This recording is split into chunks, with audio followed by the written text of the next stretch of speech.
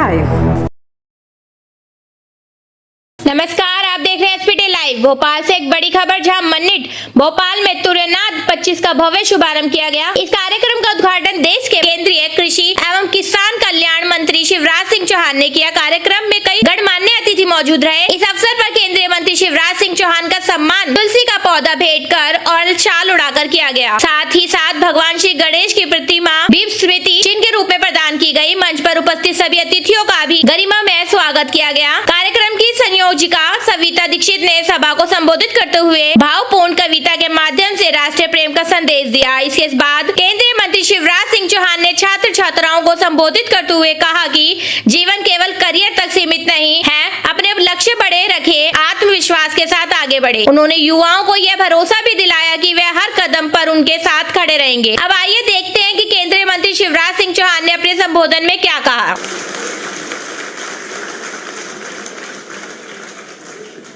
हमें यह सूचना मिली है कि कुछ छात्र भी बाहर हैं, तो उनके लिए यहीं पर स्थान सुनिश्चित कर दिया गया है।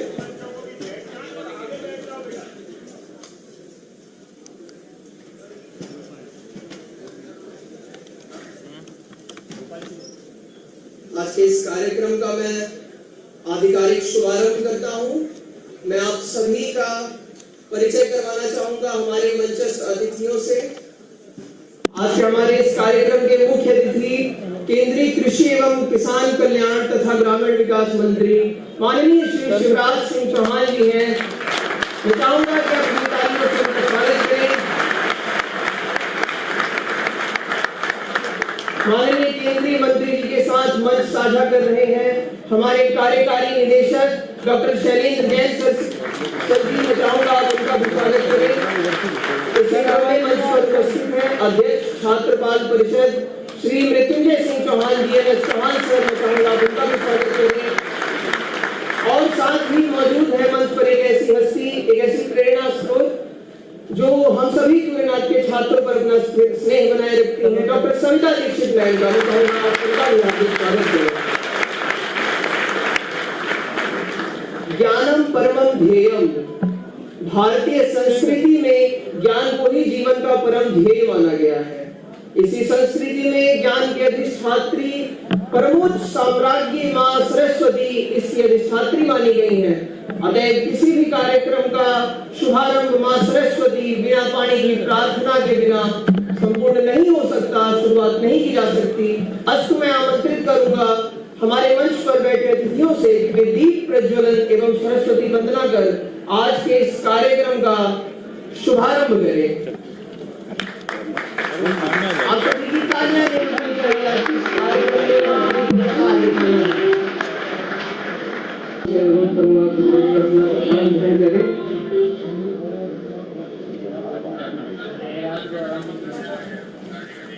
यूं तो माननीय केंद्रीय मंत्री श्री शिवराज सिंह चौहान जी का परिचय देने की कोई आवश्यकता नहीं है, परंतु फिर भी मैं हमारे प्रदेश के पूर्व मुखिया, केंद्र में हमारा नेतृत्व करने वाले और हम सभी के परिवार के सदस्य जैसे मामा जी का एक औपचारिक परिचय औपचारिकता के रूप में आप सभी के समक्ष रखता हूं। माननीय शिवराज सिंह चौहान जी वर्तमान में कृषि एवं किसान कल्याण तथा ग्रामीण विकास मंत्रालय का दायित्व अपने कंधों पर उठाए हुए हैं। श्री शिवराज जी किसान परिवार से जन्मे हैं, किसान परिवार में जन्मे हैं, जिसके पश्चात इन्होंने दर्शन शास्त्र से परास्नातक की उपाधि प्राप्त की है। यह बताते हुए मुझे बड़ा हर्ष हो रहा है कि आज हमारे मुख्य अतिथि स्वर्ण पदक विजेता रहे हैं। मैं चाहूंगा जोरदार तालियों से आप शैक्षणिक उपलब्धि का भी ध्यान करें।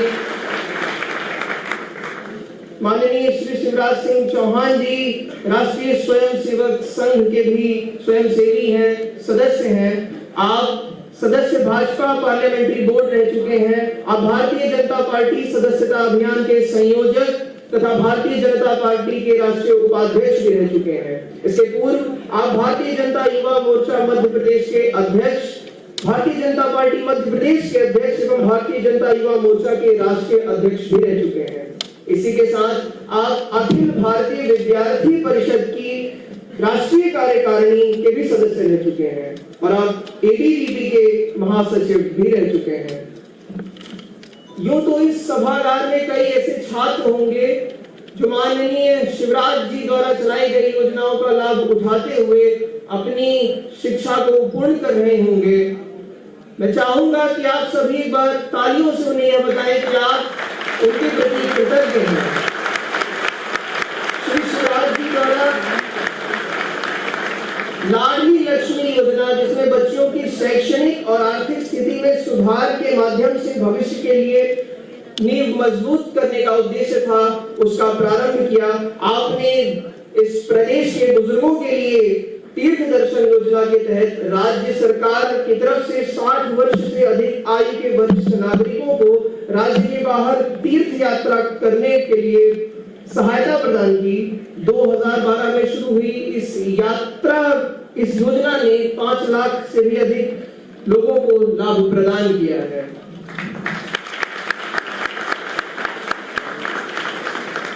चूंकि पर्यावरण संरक्षण आज का एक ज्वलंत मुद्दा है, मैं आप सभी को बताना चाहूंगा कि मामा जी प्रत्येक दिन एक पेड़ लगाते हैं, यह उनका संकल्प है और जिस संकल्प का उन्होंने भली भांति निर्वहन किया है। अब मैं आग्रह करूंगा हमारे संस्थान के कार्यकारी निदेशक से कि वे आज से हमारे मुख्य अतिथि जी का स्वागत करें। आप सभी की तालियों के बीच हमारे मुख्य अतिथि जी का स्वागत। ये सब तुम्हारी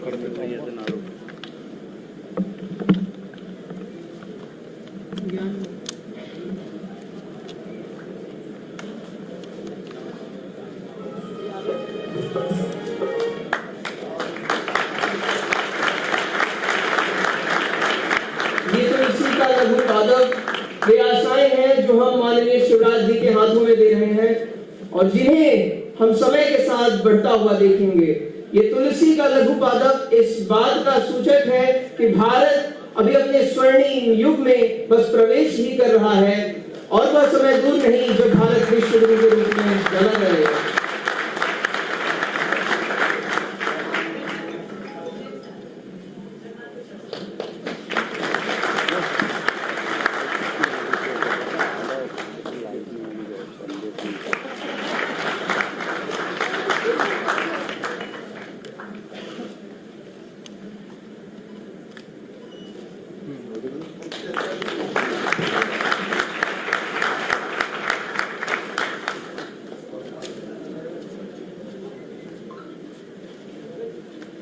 अब मैं आग्रह करूंगा श्री एम.एस. चौहान जी से कि वे हमारे संस्थान के कार्यकारी निदेशक डॉक्टर शैलेंद्र जैन सर का भी स्वागत करें।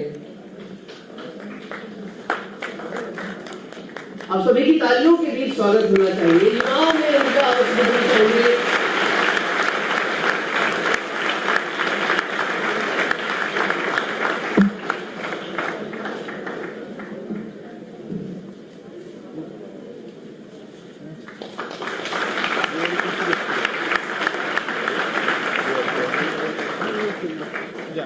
मैं अनुरोध करूंगा हमारे समिति के मंचस्थ छात्राध्यक्ष श्री वेदांत नारखेड़े जी से कि वे हमारे प्रोफेसर छात्रपाल अध्यक्ष डॉक्टर मृत्युंजय सिंह चौहान सर का भी स्वागत करें।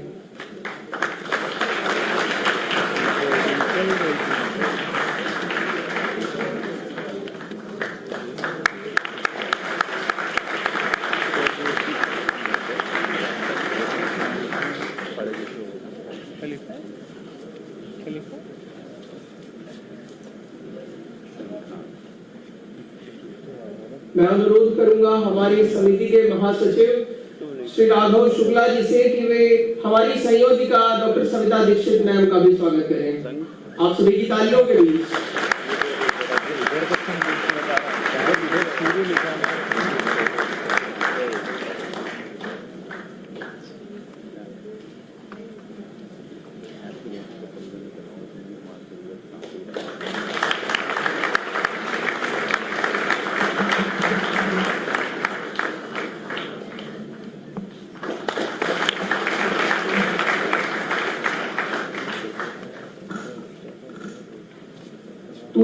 समिति द्वारा आयोजित यह महोत्सव अभिव्यक्ति है भारतीय संस्कृति की, भारतीयता की और उसमें अंतर्निहित विश्व बंधुत्व के संदेश की, जिसे हमारे वेद और उपनिषद न जाने कितने ही वर्षों से गाते आए हैं।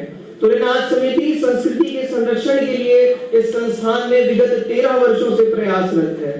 देवी और सज्जनों, तुर्यनाथ समिति केवल इस महोत्सव तक सीमित नहीं है। यह समिति वर्ष भर विविध सांस्कृतिक कार्यक्रमों का आयोजन कराती है। विशेषकर स्वामी विवेकानंद की जयंती पर हम विवेकोत्सव का आयोजन करवाते हैं, जिसमें युवाओं को उनके विचारों को राष्ट्रहित से जोड़ने का प्रयास किया जाता है। आज हम गर्व से कह सकते हैं कि तुर्यनाथ महोत्सव अपने 14वें वर्ष में प्रवेश कर चुका है।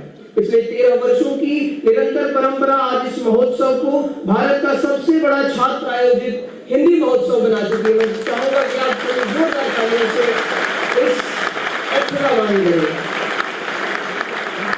मैं आपको बताना चाहूंगा कि इस महोत्सव में 6000 से भी अधिक छात्र प्रतिवर्ष भाग लेते हैं। केवल इतना ही नहीं, देश भर के 400 से भी अधिक विश्वविद्यालयों और महाविद्यालयों से छात्र यहाँ आकर अपनी प्रतिभा का प्रदर्शन करते हैं। ये तो थी आज की हमारी समिति की जानकारी। अब मैं आपका परिचय कराऊंगा, जो मंच पर मेरी वाणी रुकने के बाद अपने भाषण को आएंगी हमारी समिति की संयोजिका डॉक्टर सविता दीक्षित मैम जी का। मैम रसायन विभाग में प्राध्यापिका के रूप में पदस्थ हैं। अब मैं अपनी वाणी को विराम देकर आमंत्रित करना चाहूंगा मैम को कि वे आए एवं आज का स्वागत उद्बोधन देकर हम सभी को कृतज्ञ करें एवं इस कार्यक्रम में 4 चांद लगाएं।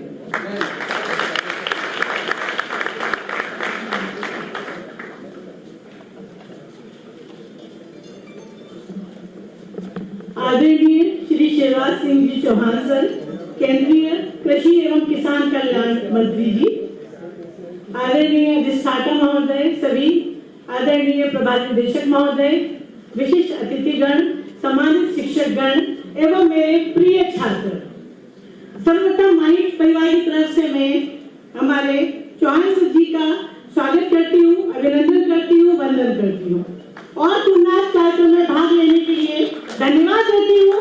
इसका उद्देश्य हिंदी भाषा और तकनीकी शिक्षा के बीच एक गहरा संबंध स्थापित करना है। यह हमारी सांस्कृतिक धरोहर एवं अस्मिता का प्रतीक है।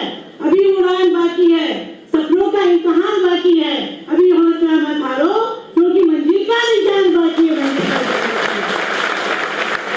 आज हम कम बोलेंगे, आज हमें मामा जी को सुनना है, हमारे भाई को सुनना है, आप लोगों के मामा जी को सुनना है। तुर्यनाथ का शाब्दिक अर्थ है शंखनाद। शंखनाद वह ध्वनि, वह आह्वान जो बोधक है हमारे अंतःकरण में उपस्थित राष्ट्र प्रेम को जीवन में व्यापक स्तर पर क्रियान्वित करने का। क्योंकि हम जानते हैं भारतीय सभ्यता, आचार विचार, कला, साहित्य सभी के लिए हमें तुर्यनाथ की जरूरत है। क्योंकि तुर्यनाथ के बच्चों ने यह सिद्ध कर दिया है, यदि इस पथ पर चलने का इरादा हो, आत्मविश्वास, आत्मबल हो, तो कोई भी परिस्थिति अनुकूल बन जाती है।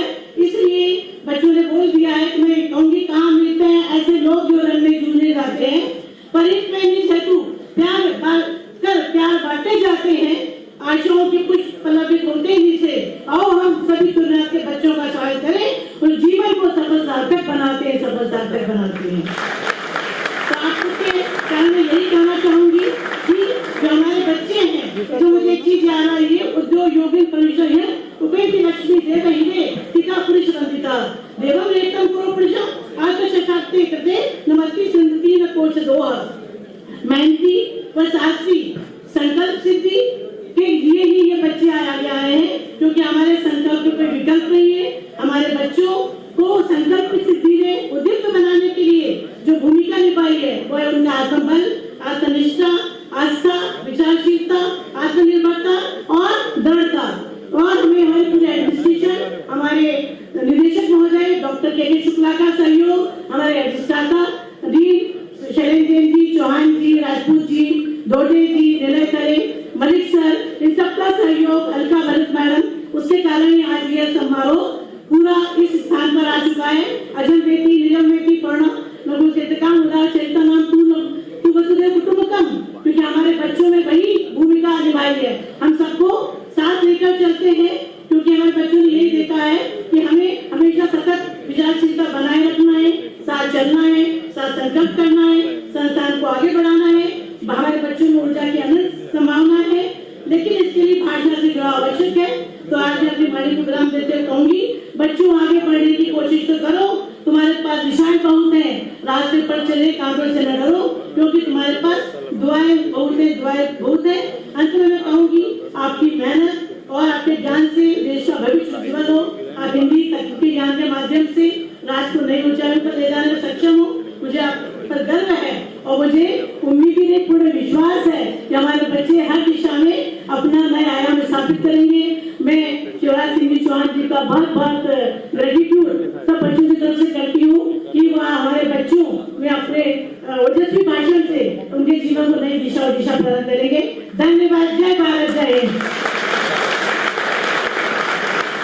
धन्यवाद मैम, आपने बंधुत्व के जिस विचार को रखा, समिति निश्चित रूप से उसी को धारण करते हुए 14 वर्षों से हिंदी भाषा के संरक्षण में और भारतीय संस्कृति के संवर्धन में, प्रचार में, प्रसार में कार्यरत। अब मैं इस संस्थान के कार्यवाहक निदेशक, इस संस्थान के शीर्ष नेतृत्व डॉक्टर शैलेंद्र जैन सर को आमंत्रित करना चाहूंगा कि वे अपने उद्बोधन से। मैं फिर बोलना चाहूंगी, हमारे बीच आशुतोष सिंह ठाकुर, जिन्होंने इस कार्यक्रम को नाम दिया था, एक बार जोरदार ताली।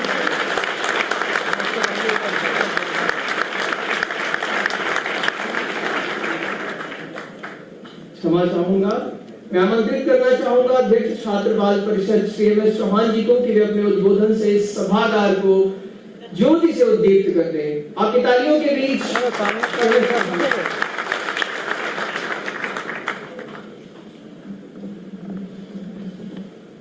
आगे रखूंगा सामने। सबसे पहले तो मुझे सविता मैडम से भी माफी मांगनी चाहिए थी, क्योंकि मैं उनसे भी जूनियर हूँ, उनसे भी छोटा हूँ, तो मुझे सबसे पहले बोलना था। ये भ्रष्टता कर रहा हूँ कि सविता मैडम के बाद बोल रहा हूँ, लेकिन जैन साहब भी पहले बोल देते तो ये तो बहुत बड़ी भ्रष्टता हो जाती मेरे लिए, तो मुझसे रोका नहीं गया और मैंने कहा कि मुझे बुला लो। आज के कार्यक्रम के हमारे मुख्य अतिथि, जनता के दिलों पर राज करने वाले शिवराज सिंह चौहान जी, केंद्रीय कृषि कल्याण और ग्रामीण उत्थान मंत्री महोदय जी, आपका हार्दिक स्वागत है हमारे इस प्रांगण में। हमारे प्रभारी निदेशक डॉक्टर शैलेंद्र जैन, इस कार्यक्रम की संयोजिका डॉक्टर सविता दीक्षित, इस कार्यक्रम में बाहर से पधारे हुए अतिथिगण, मेरे साथी और मेरे प्यारे बच्चों, आप सबका इस कार्यक्रम में बहुत बहुत स्वागत है, आपका अभिनंदन है। सूर्यनाद कार्यक्रम, माननीय महोदय, जैसा कि अभी बताया कि मेरे ज्ञान में किसी भी शैक्षणिक संस्थान में भारत में हिंदी के उत्थान के लिए किया जाने वाला सबसे बड़ा कार्यक्रम है।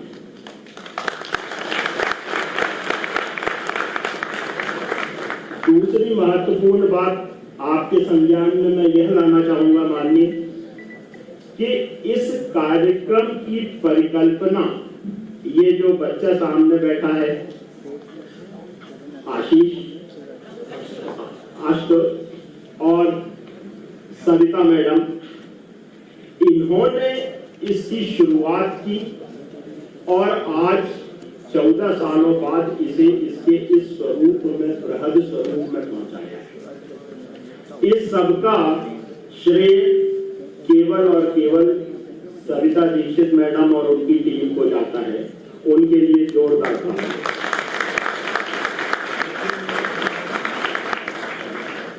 हिंदी हमारी मातृभाषा है और सूर्यनाद माता का उत्सव है, मातृभाषा का। और माता के उत्सव में मामा आए हैं।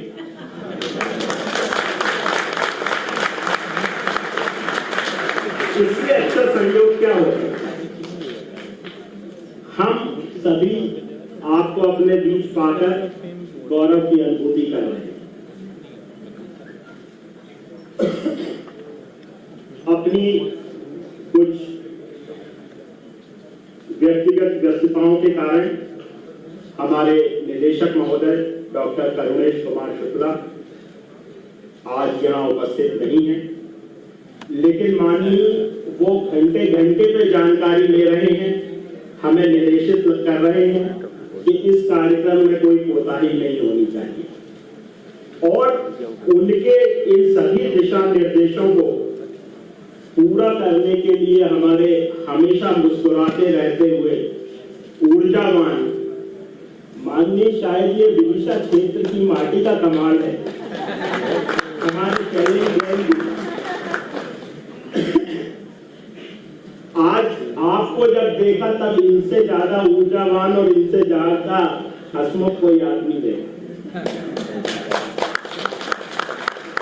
तो आप सभी का स्वागत है।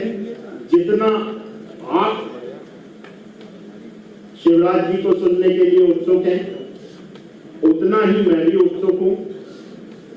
एक बात आपके संज्ञान में और लाना चाहूंगा, मैं भी मॉडल स्कूल टीटी नगर से पढ़ा हूं, आपका जूनियर हूं।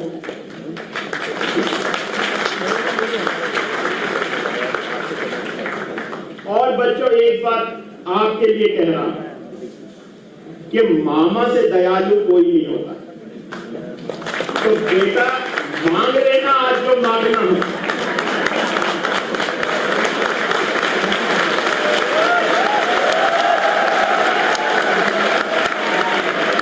कह रहा हूं बेटा, मामा और वो भी शिवराज मामा जैसा दयालु मामा, ये बड़ी किस्मत से मिलते हैं। तो आज जो मांगना हो मांग लेना बेटा, तुम्हारी कोई मांग अधूरी नहीं रहेगी।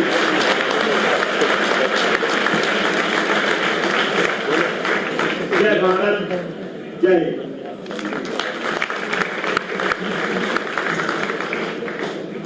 धन्यवाद सर। क्षमा चाहूंगा यदि उनसे कोई दृष्टता हो गई हो।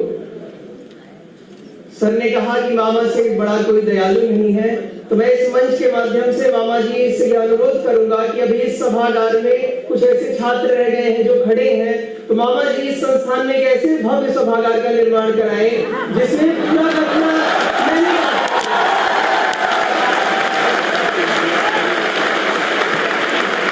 जितनी ज्यादा आपकी तालियां मामा जी इतना बड़ा सभागार कराएंगे।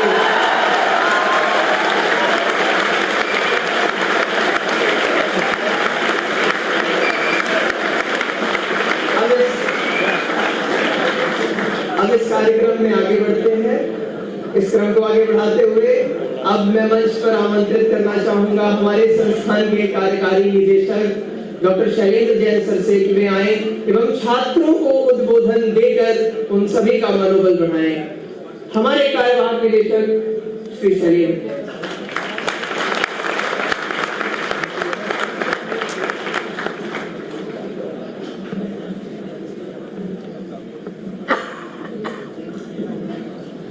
हमारे आज के कार्यक्रम के मुख्य अतिथि परम आदरणीय श्री शिवराज सिंह चौहान जी, केंद्रीय कृषि मंत्री, प्रोफेसर एमएस चौहान जी, अध्यक्ष छात्रपाल परिषद, प्रोफेसर सविता दीक्षित जी, संयोजिका तूर्यनाथ, श्री वेदांत जी, अध्यक्ष छात्र अध्यक्ष तूर्यनाथ, सभी उपस्थित अधिष्ठातागण, संकाय अध्यक्ष, संकाय सदस्य, अतिथिगण व प्रिय छात्र, आज तूर्यनाथ के 14वें शुभारंभ कार्यक्रम में मैं आप सभी का स्वागत करता हूं, अभिनंदन करता हूं, वंदन करता हूं। मैं हमारे आदरणीय निदेशक महोदय प्रोफेसर के शुक्ला जी की ओर से एवं स्वयं की ओर से माननीय मंत्री जी का सहृदय से धन्यवाद देना चाहता हूं कि आपने अल्प समय में अनुरोध को स्वीकार किया और आज उपस्थित हुए। एक बार जोरदार तालियों से माननीय मंत्री जी का स्वागत करेंगे। आपकी सरलता, सहजता के हम सभी कायल हैं और मैं छात्रों से ये कहना चाहता हूं, आने वाले समय में आप में से भी कई लोग ऐसी ऊंचाइयों को छुएंगे, लेकिन अपनी सरलता व सरल हृदयता कभी न छोड़ें। महोदय, मैं आपको संज्ञान में ये लाना चाहता हूं कि संस्थान शैक्षणिक के साथ साथ गैर शैक्षणिक गतिविधियों के माध्यम से हमारे सभी छात्रों के सर्वांगीण विकास के लिए सकृत संकल्पित है। तुर्यनाद उन गैर शैक्षणिक गतिविधियों में से एक है जो आपको एक सक्षम, समर्थ व चरित्रवान नौजवान के रूप में विकसित करेगी। हमारी संस्था ये अपेक्षा रखती है कि आप एक अच्छे इंजीनियर के साथ साथ एक चरित्रवान नागरिक भी बने, ताकि आने वाले समय में जो विकसित भारत 2047 का सपना हमारे माननीय प्रधानमंत्री जी ने देखा है, उसमें आप अपना योगदान दे सकें। एक बार पुनः आप सभी को कार्यक्रम की हार्दिक बधाइयां और आभार व्यक्त करता हूं माननीय मंत्री जी का। पुनः आपने हमारा अनुरोध स्वीकार किया और आज इस कार्यक्रम में उपस्थित हुए। आपकी उपस्थिति हमारे सभी छात्रों, प्राध्यापकों के लिए प्रेरणा स्रोत है। एक बार पुनः हृदय से आभार, धन्यवाद। जय हिंद, जय भारत।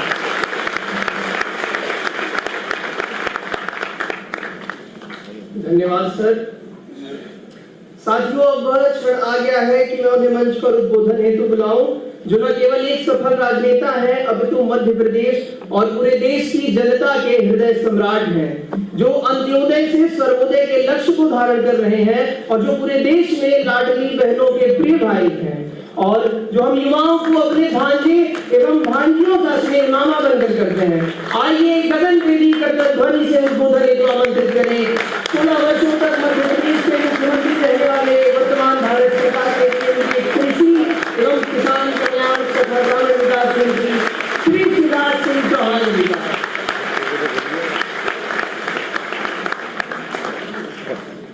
भारत माता की जय। भारत माता की जय। भारत माता की जय। इस मंच पर उपस्थित हमारे डायरेक्टर इंचार्ज, जिन्हें अभी गागर में सागर भरा है, डॉक्टर शैलेंद्र जैन जी, संयोजिका तुर्यनाद, बहन डॉक्टर सविता दीक्षित जी, अध्यक्ष छात्रपाल परिषद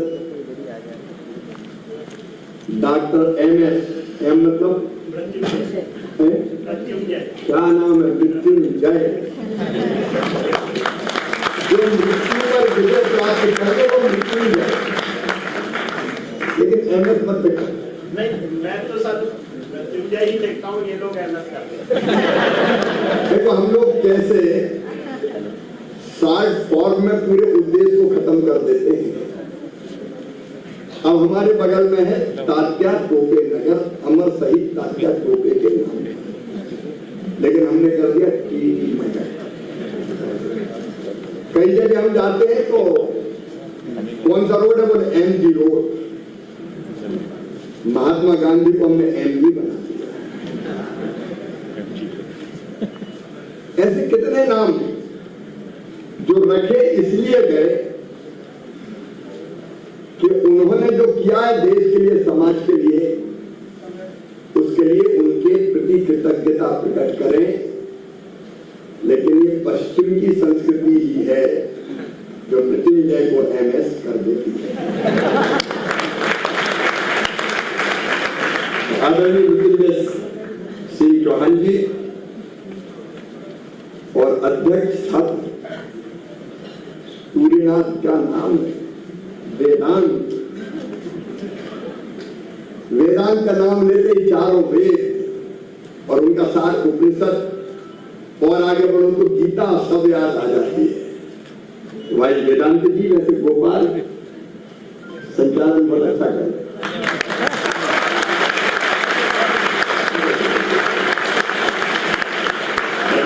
जिसका मैं आभारी हूं, इसका नाम सूर्यनाथ दिया। लेकिन एक बात का मैं खंडन कर रहा हूं, मुझे बार बार कहा जा रहा है मुख्य अतिथि माननीय मंत्री जी, एक सफेद कपड़ा मेरी कुर्सी पे लगा। मैंने कहा जब इधर सफेद कपड़ा नहीं, इधर सफेद कपड़ा नहीं, तो बीच में क्या है? मैं वीआईपी नहीं हूं, मैं अतिथि भी नहीं हूं। अतिथि वो होता है जिसके आने की तिथि ज्ञात नहीं होती, बिना बुलाए कभी भी टपक जाए। तो मेरी तारीख को तय करके आए। और दूसरी बात, अपने भांजे भांजियों के बीच में मेहमान कैसे हो सकता हूं, मैं तो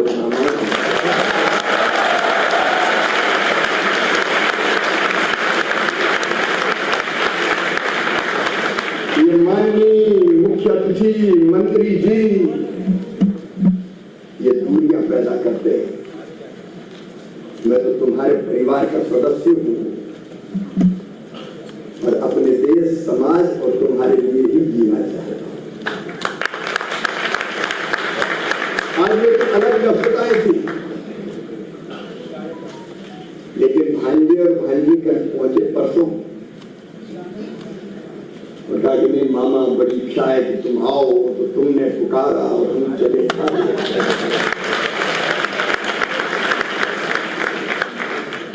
और आज मन गदगद प्रसन्न है। मैंने आशा और विश्वास से भरा। एक बार तकलीफ होती थी, क्या भारत और पश्चिम का रंग इतना चढ़ जाएगा कि हम अपनी भाषा भूल जाएंगे। हमारी भाषा, हमारी संस्कृति, हमारे संस्कार, हमारे जीवन मूल्य, हमारी परंपराएं, क्या पश्चिम की चकाचौंध में हम सब उसको भुला देंगे? लेकिन आज मैंने में आके मैं पूरे विश्वास से भर के ये कह रहा हूं, तुम्हारे होते हुए कोई हमारी संस्कृति और संस्कारों को समाप्त नहीं कर सकता।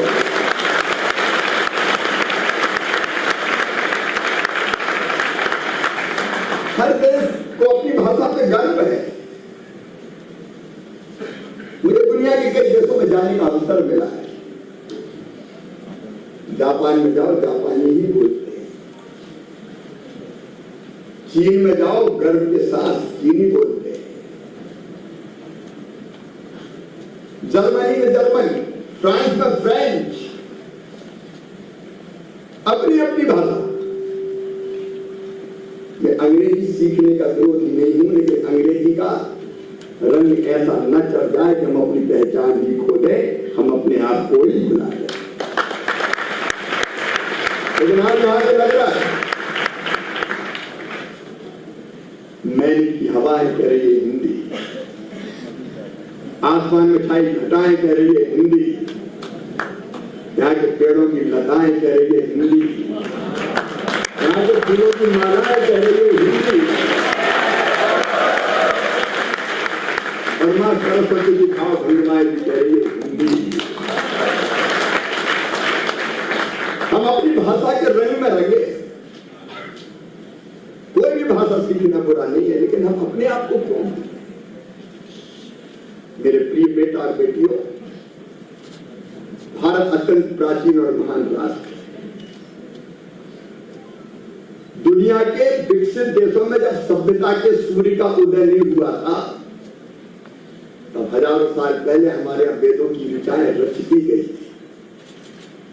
हमारे ऋषि, हमारे महर्षि, वेदों का इतिहास ही कितना पुराना। वेद, उपनिषद, गीता, ब्रह्मसूत्र, अरे आज नहीं, हजारों साल पहले हमारे ऋषियों ने कहा एकम सत विप्रा बहुधा बदलती। सत्य एक होता है, लेकिन विद्वान को अलग अलग तरीके से कहते हैं। स्वामी विवेकानंद ने सर्वधर्म सम्मेलन में शिकागो में प्रतिपादित किया कि सभी धर्म ईश्वर तक पहुंचने के अलग अलग मार्ग हैं। अलग अलग दिशाओं से बहती हुई नदियां अंततः समुद्र में मिलती है, जैसे सब अंततः परमेश्वर की तरफ जाते हैं। कौन कहता भारत संगीत? भारत का दर्शन इतना उच्च कोटि का है कि मैं तो भारतीय होने पर सदैव गर्व करता हूं। ये देश है जिसके ऋषियों ने कहा आत्मवत् सर्वभूतेषु, सबको कैसा मानो, अपने जैसी मानो, कोई दूसरा है ही नहीं, एक ही चेतना सब में है। इसलिए तुलसी बाबा गाते सिया राम मैं सब जग जानी करो प्रणाम जोर जुग पानी, सब में सीता राम, दूसरा कौन है? समझ अपना ये भारत का दर्शन है।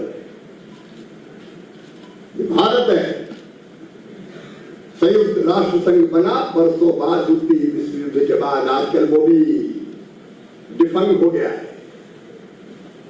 आजकल तो एक देश ही दादागिरी चलाने की कोशिश कर रहा है, लेकिन भारत के ऋषियों ने आज नहीं हजारों साल पहले कहा अयम निजा परोवेत्ति गणना नवचेतसाम उदार चरिता नाम तू वसुदैव कुटुंबकम। ये मेरा, ये तेरा है। ये सोच छोटे दिल वालों का होता है, जो विशाल हृदय के होते वो तो कहते हैं सारी दुनिया ही एक परिवार है। सारी दुनिया को एक परिवार मानने वाला भारत। और मेरे प्रिय बेटा बेटियों, जरा गहराई में जाके देखना, ये धरती वो है जिसके बच्चे बच्चे उद्घोषित करते हैं गांव गांव में, जब भी कोई धार्मिक अनुष्ठान होता है, कथा होता है, प्रवचन होते हैं, हमारा तो बच्चा बच्चा बोलता है धर्म की जय हो, अधर्म का प्राणियों में। अरे सबकी गहराई में जा, केवल मनुष्य मात्र में नहीं, प्राणियों में सद्भावना हो। आज मेरे पिताजी का श्राद्ध था, हमने अलग अलग भोग लगाते हैं, ये गाय का, ये कुत्ते का, ये कौवे का। कौन सी संस्कृति ऐसी है बता दो?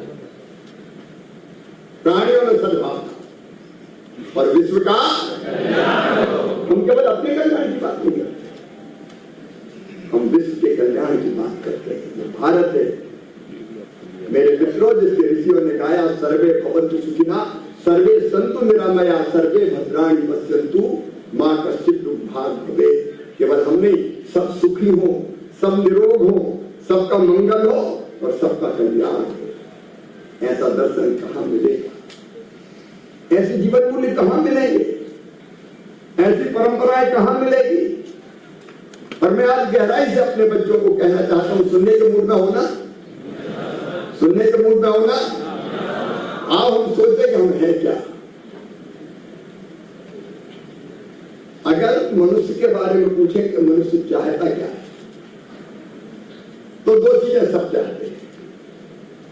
एक, हम जीना चाहते हैं, खूब जीना चाहते हैं, कोई कभी मरना नहीं चाहता।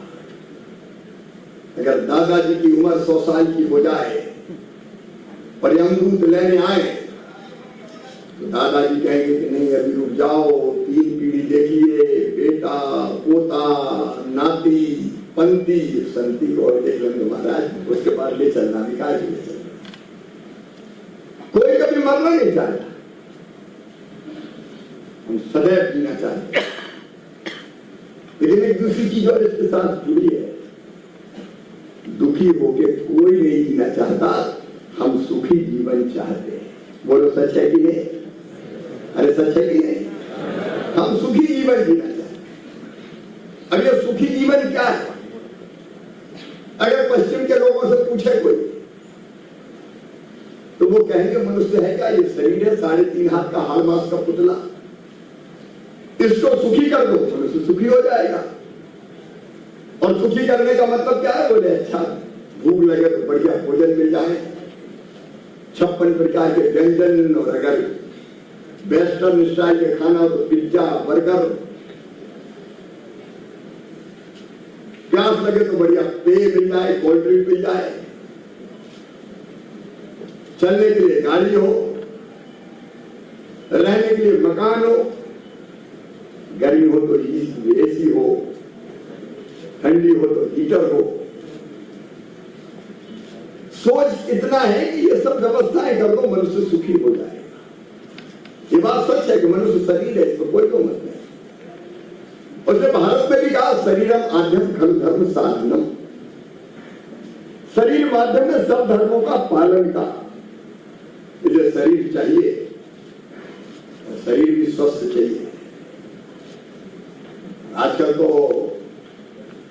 शरीर को स्वस्थ रखने के लिए एक्सरसाइज, व्यायाम, जिम सब करना चाहिए। शरीर जरूरी है, लेकिन क्या मनुष्य केवल शरीर है? शरीर है तो शरीर की आवश्यकता पूरी होनी चाहिए। आहार, निद्रा, भाई मैथुन, जितनी प्रकार की जरूरत है। लेकिन हमारे दर्शन ने कहा कि केवल शरीर थोड़ी है, शरीर के आगे भी मनुष्य। शरीर के आगे क्या है? तो हमारे अंदर मन है। मन अब देखो, बैठे तो हो मिनट के हाल में, अभी हाल छोटा पड़ गया है। हाल छोटा हो लेकिन दिल बहुत बड़ा है।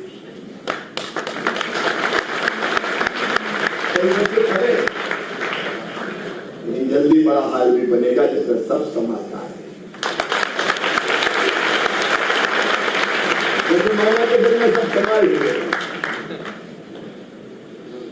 अब मन, शरीर यहां बैठा, हो सकता मन न्यू मार्केट के चौराहे पे घूम रहा हो, टॉप एंड टाउन की आइसक्रीम। ये शरीर और मन दो अलग चीजें होते हैं। आप देखो, कई बच्चे अपनी शिक्षा पूरी करके निकल जाते हैं और कई दिनों के बाद अगर फिर मिलते हैं तो देख के कितना आनंद होता है, गले लग जाते हैं, क्या हाल है यार, तू क्या कर रहा है, तू कैसा है। और उस समय जिस आनंद का अनुभव होता है उसको कहते हैं मन का सुख। वो शरीर का नहीं है, मन का सुख है। तो अपनी आवाज में बोलता हुआ कोई बच्चा अपनी माँ के पास आए तो माँ उस बच्चे को उठा के अपने सीने से लगा लेती है और उस समय माँ को जिस सुख का अनुभव होता है उसको कहते हैं मन का सुख। अगर कोई कवि है, कलाकार है, किसी ने कोई चीज बनाई है, इंजीनियर है, कोई नया आविष्कार किया है, तो उसको लगता है कि मैं जो बना रहा हूं वो लोग देखे और देखने के बाद वाह भी करें। एक बार एक कार्यक्रम में मैं गया था रायपुर, बिलासपुर। मैं युवा मोर्चे में काम करता था, बीजेपी की यूथ विंग में। तो एक सम्मेलन था, सम्मेलन खत्म हो गया, हम ट्रेन से आते जाते थे। ट्रेन में टाइम था छत्तीसगढ़ एक्सप्रेस में। तो हम एक धर्मशाला के कमरे में, धर्मशाला में कार्यक्रम हुआ। तो ट्रेन का इंतजार करते करते हम लेटे हुए थे कि अभी तो ट्रेन आने में टाइम है। इतने में कुछ नौजवान एक बुजुर्ग सज्जन को लेके मेरे पास आए। बोले भाई साहब, आपका भाषण सुन के ये बड़े प्रभावित है। तो मैंने नमस्कार किया और बोली आप तो कुछ कहना चाहते हैं। तो मैं उठ के खड़ा हुआ, मैंने उनको बिठाया और फिर मैंने कहा कि बताइए। ये बहुत पहले की बात है, 86-87 की बात। तो उन्होंने कहा बेटा, देश की हालत बहुत खराब है। बात तो सच है। बोले वो खराब हालत देख कर मैं बहुत दुखी हूं। मैंने कहा मैं भी बहुत व्यथित हूं। फिर वो बोले बेटा, मैंने उस व्यथा से व्यथित होकर कुछ पंक्तियां लिखी है और वो पंक्तियां तुम्हें सुनाना चाहता हूं। मैंने मन में कहा मर गए, ये तो कवि है। और उस समय मेरा कविता सुनने का मूड बिल्कुल नहीं था। तो मैंने मेरे साथ में महामंत्री का अध्यक्ष लेटे हुए थे, उनसे कहा ये अध्यक्ष इनको सुनाओ, ये ज्यादा ढंग से समझे। उनने लेटे लेटे मुझे निपटा दिया। नहीं शिवराज जी ज्यादा समझते ही तो सुना। अब उन्हें कविता की पंक्तियां सुनाना शुरू किया। अब कोई पंक्तियां सुनाए तो कह नहीं पड़ता वाह वाह क्या शब्द है। तो हमने भी कहा बुजुर्ग का सम्मान रखो। उन्हें कहा वाह क्या शब्द है। कविता थोड़ी लंबी हो गई, खत्म होने का नाम नहीं ले रही और मुझे वाह कहना पड़ रहा था। ये कहते कहते मेरे पास पानी का गिलास रखा था, मेरा हाथ पानी के गिलास की तरफ गया। मैंने एक घूंट पानी अपने मुंह में लिया और मेरी नजरें मेरे मित्र से मिल गई जो मुझे फंसा हुआ जान के मुस्कुरा रहे थे। उनको मुस्कुराते हुए देख के मुझे हंसी आ गई और मेरे मुंह का पूरा पानी कभी भर के मुंह में चला गया। चटका लग गया, हाथ में पानी, नाक में पानी, थोड़ी देर खांस फूस के मैं सामान्य हुआ। फिर मैंने सोचा कि यार ये तो बड़ी गलती हो गई, ये बुजुर्ग क्या कहेंगे कि कैसा बदतमीज है ये, मैं करूंगा, मुझे कुछ समझ में नहीं आया। तो मैंने दोनों घुटने उनके सामने टेक दिए और मैंने कहा कि बड़ी गलती हो गई, मुझे माफ कर दीजिएगा। तुमने कहा बेटा कोई बात नहीं, तुम तो अगली पंक्तियां सुनो।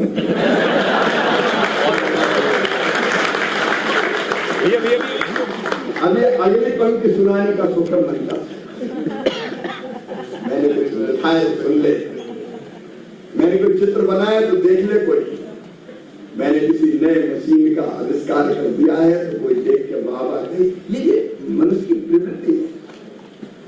तो मनुष्य को अगर सुखी रखना है तो मन का सुख भी चाहिए, और केवल मन के सुख तक ये सफर नहीं रुकता।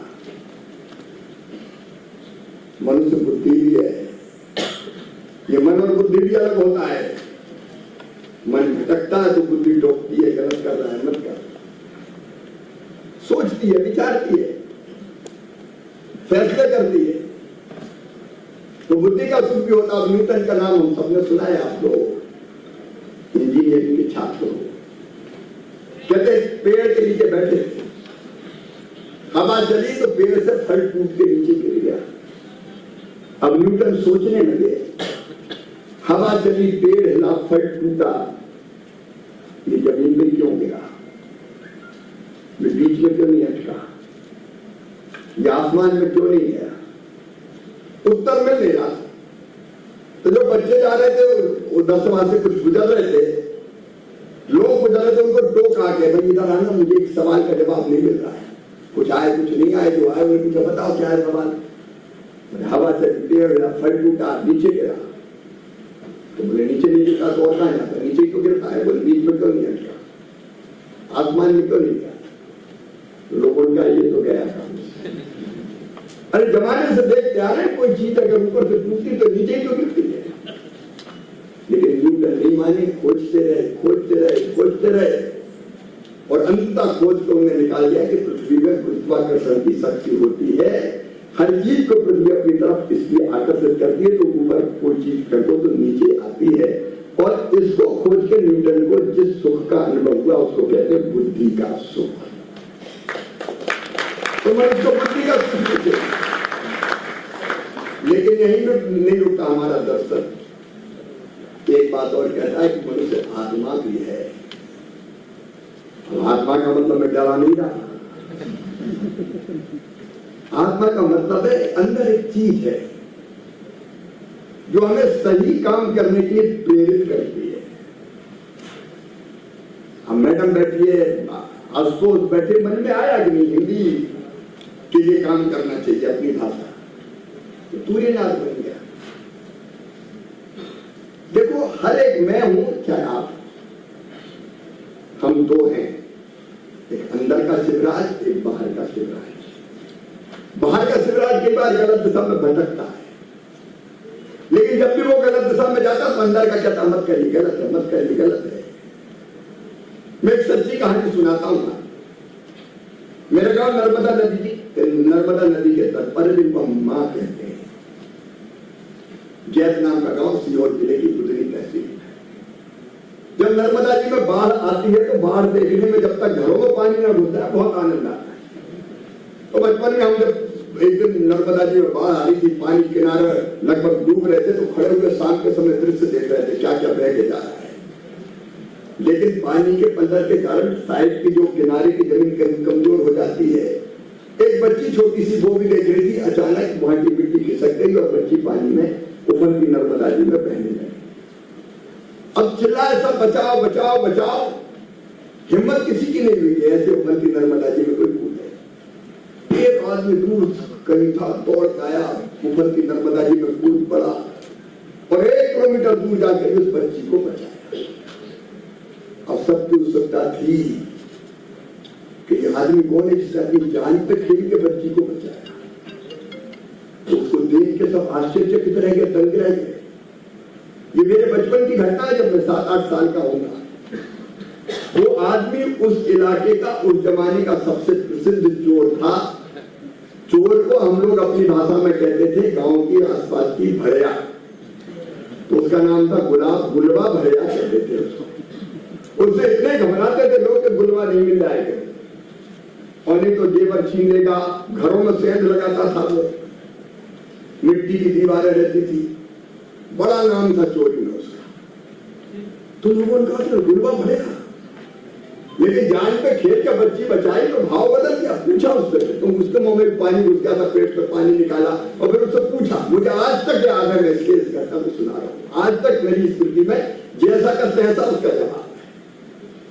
उससे पूछा कि गुलवा तूने जान की बाजी लगा दी, तू तो चोर है।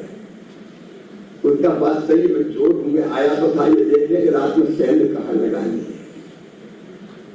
लेकिन जब ये बच्ची गिरी तो मेरी आत्मा नहीं मानी और इसको बचाने में कूद पड़ा।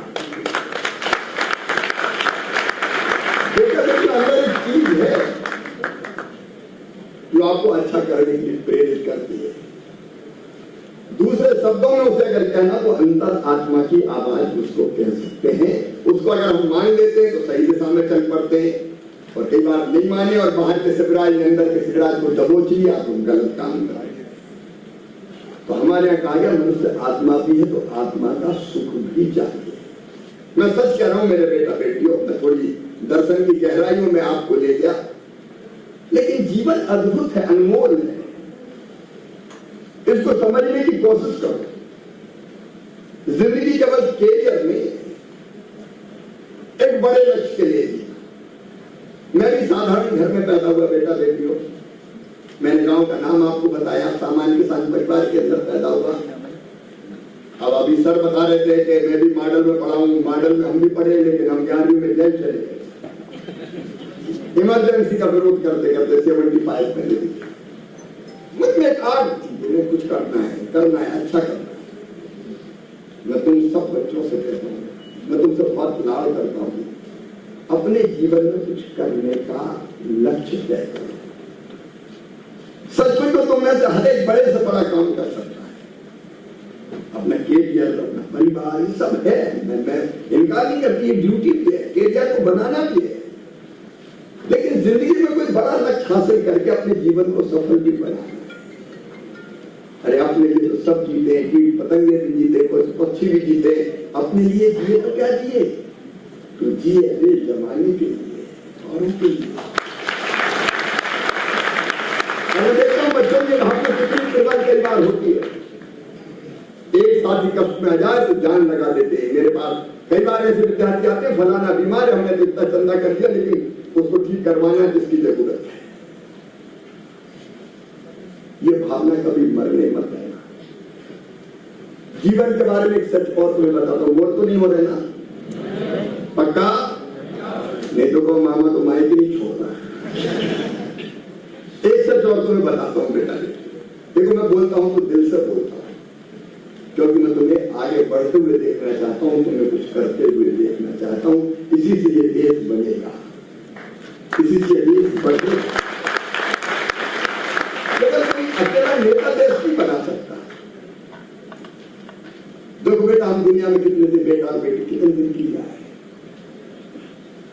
मैं महाभारत के दृष्टांत एक उदाहरण आपको देता हूं। आपने सुना होगा कि पांडव जब वनवास में थे, उसमें ज्यादा लंबे नहीं जाऊंगा, एक बार जंगल में जा रहे थे, प्यास लगी तो सबसे छोटे भाई सहदेव से कहा, कृष्ण ने जाओ पानी देखो, कहा है पानी लेके आओ। उसने देखा आप ऊपर पेड़ पे चढ़ के एक जगह पक्षी मंडरा रहे थे, लगा वहां पानी होगा।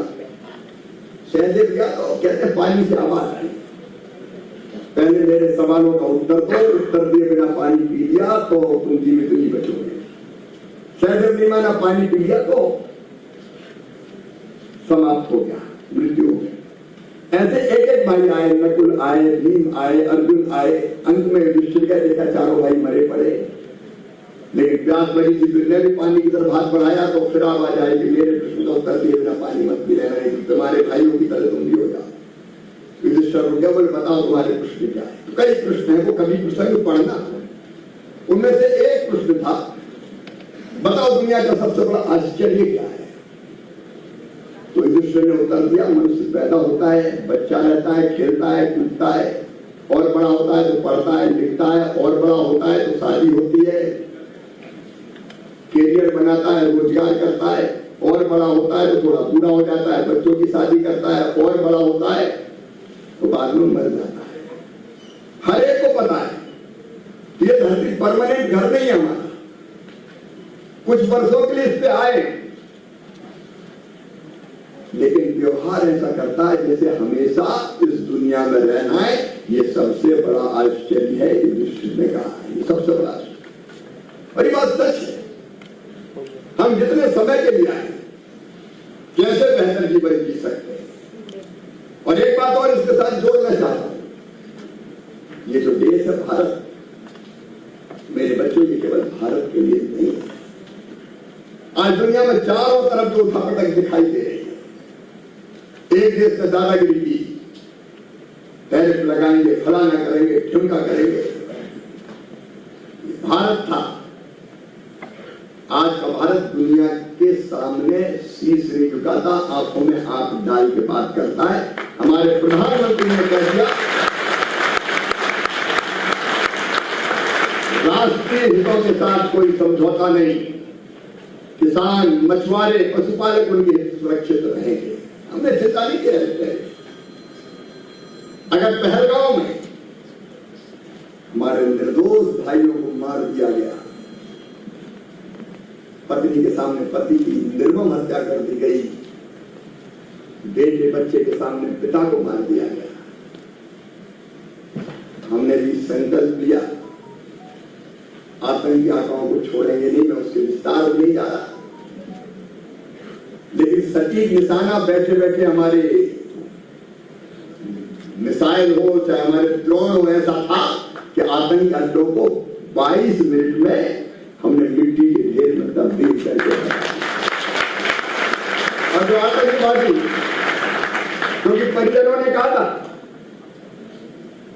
कि जिस निर्मम तरीके से मारा है आतंकवादी, मिले तो सीधे सिर में गोली मारना, जब मिले तो सीधे सिर में ही गोली मारी। ये अनावश्यक युद्ध नहीं छोड़ा। आज भारत तेजी से आगे बढ़ रहा है, हमको इस देश को तेजी से आगे ले जाना है।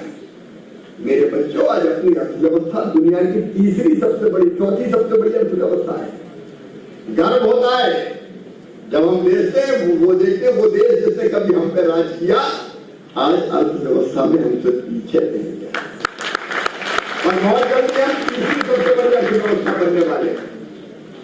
और मोदी जी ने जो विकसित भारत का संकल्प लिया है 2047 में सुनना, तो आज मामा आत्मविश्वास से भर के इस मैनेट के मन से कह रहा है 2047 तक भारत पूर्णता विकसित होगा, दुनिया में हम नंबर 1 होंगे।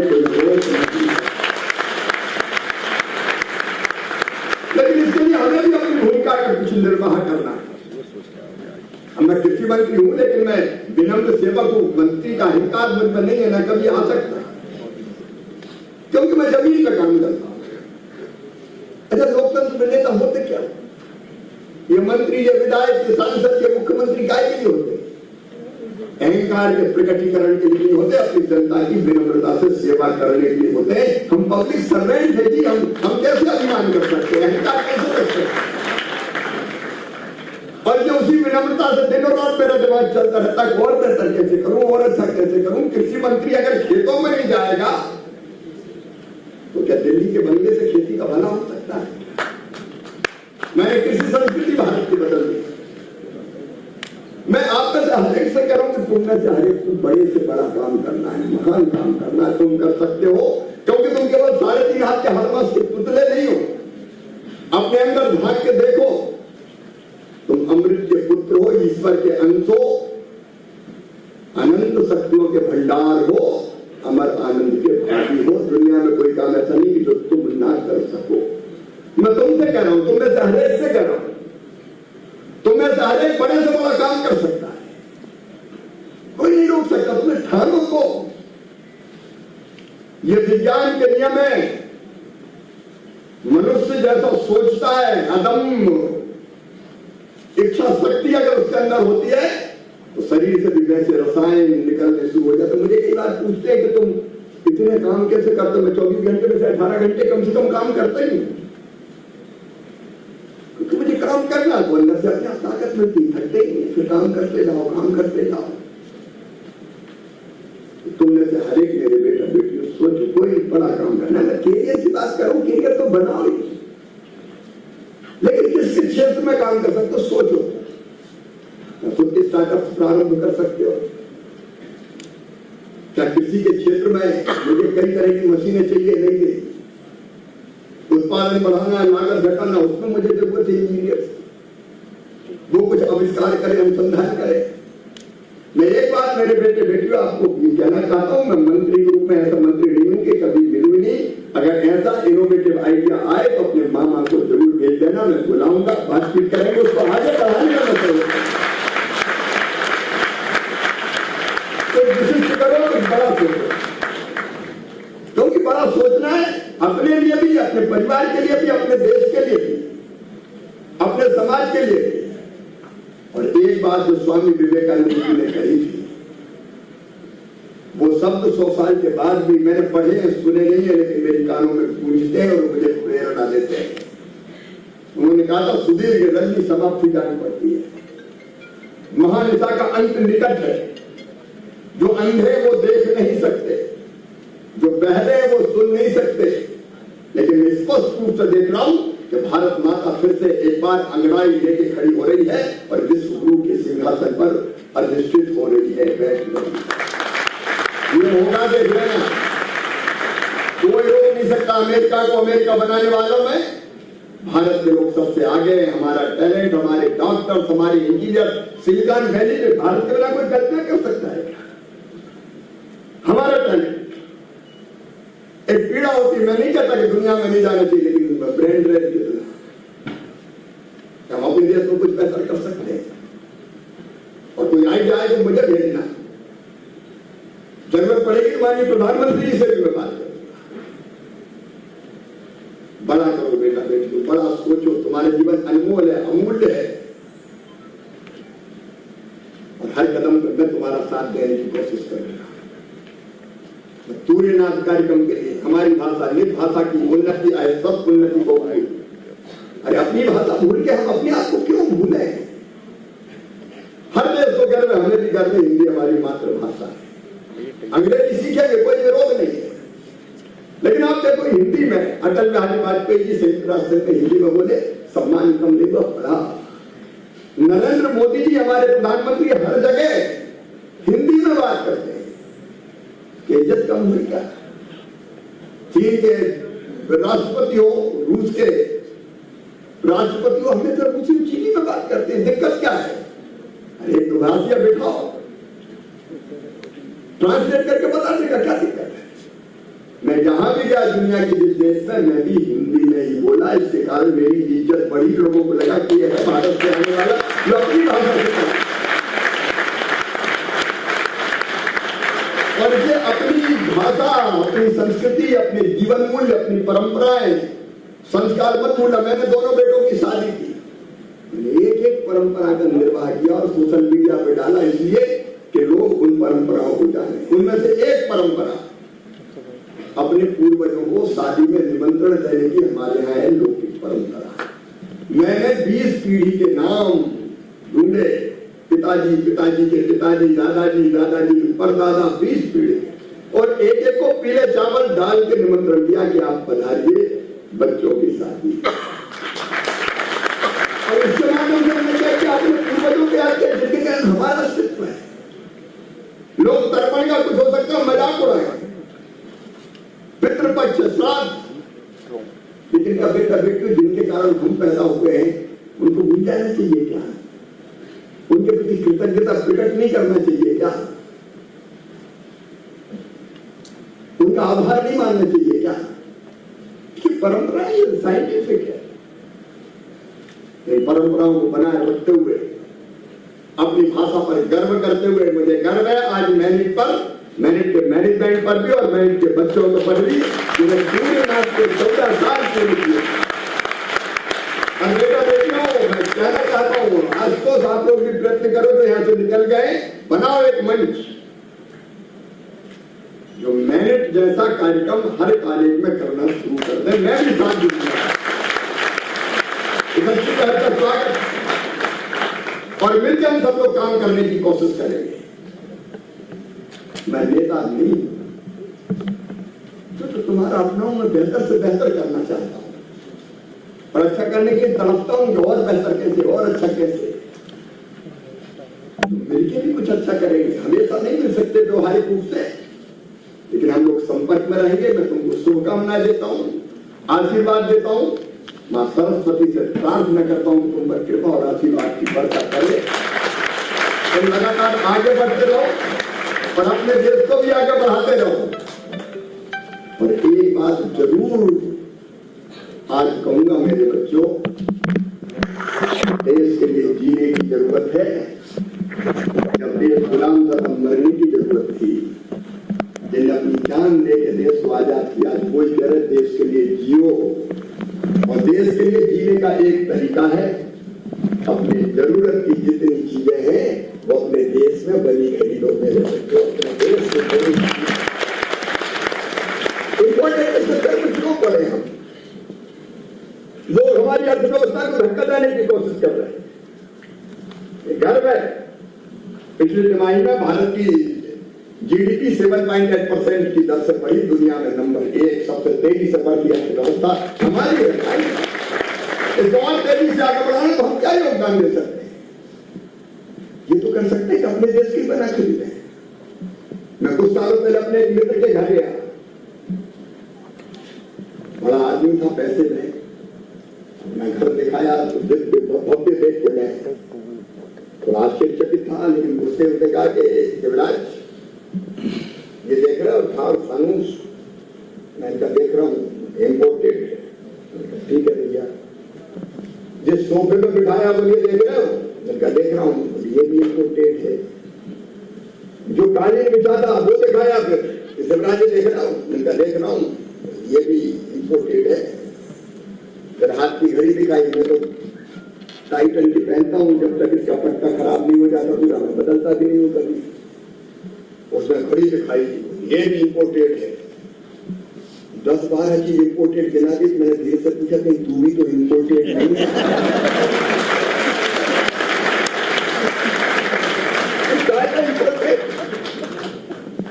हमारी ब्रह्मोस,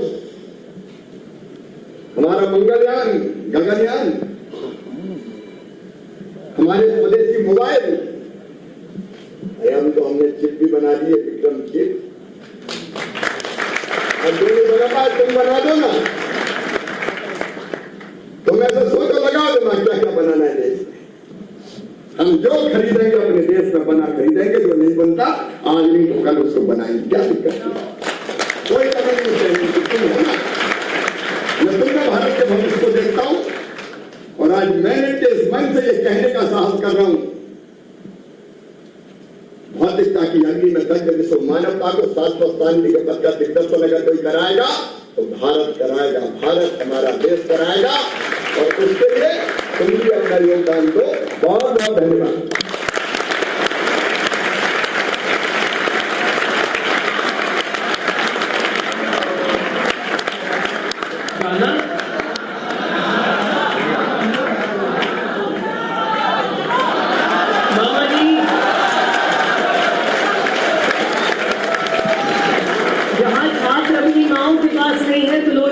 खुद मामा आ रहे हैं। मेरा गला फटे बांस की तरह हो रहा है भाषण दे दे के, लेकिन आवाज मीठी नहीं है। मैं मेरा परिचय दे देता हूं। बस यही अपराध मैं हर बार करता हूँ, बस यही अपराध मैं हर बार करता हूँ। आदमी हूँ, आदमी से प्यार करता हूँ। आदमी हूँ, आदमी से प्यार करता हूँ। लर लर लला लर लर लला लर लला लर लला लर लला लला। मैं मैं बसाना चाहता हूँ स्वर्ग धरती पर, मैं बसाना चाहता हूँ स्वर्ग धरती पर। आदमी जिसमें रहे बस आदमी बनकर, उस नगर की हर गली तैयार करता हूँ, उस नगर की हर गली तैयार करता हूँ। आदमी हूँ आदमी से प्यार करता हूँ, बस यही अपराध मैं हर बार करता हूँ। आदमी हूँ आदमी से प्यार करता हूँ। अपने केंद्रीय मंत्री शिवराज सिंह चौहान को सुना, जिसमें उन्होंने देश की अर्थव्यवस्था पर कहा कि आज का भारत दुनिया के सामने सिर झुकाकर नहीं बल्कि आंखों में आंखें डालकर बात करता है। आज देश के मरने की नहीं बल्कि जीने की जरूरत है। भारत की अर्थव्यवस्था दुनिया की सबसे तेजी से बढ़ती अर्थव्यवस्था है। उन्होंने सभी से आग्रह किया कि देश और मजबूत बनाने के लिए स्वदेशी उत्पादों को अपनाएं और देश में बनी चीजों को ही प्राथमिकता दे। इस तरह तुरेनाथ 25 कार्यक्रम उत्साह और उमंग के साथ संपन्न हुआ। ये थी एसपीटी लाइव के लिए भोपाल से एक खास रिपोर्ट। आपकी आवाज हमारा वादा, सिस्टम को जगाना एसपीटी लाइव का इरादा। ऐसी और खबर देखने के लिए देखते रहिए एसपीटी लाइव और हमारी वीडियो को लाइक करें, शेयर करें और वीडियो को सब्सक्राइब करना ना भूलें।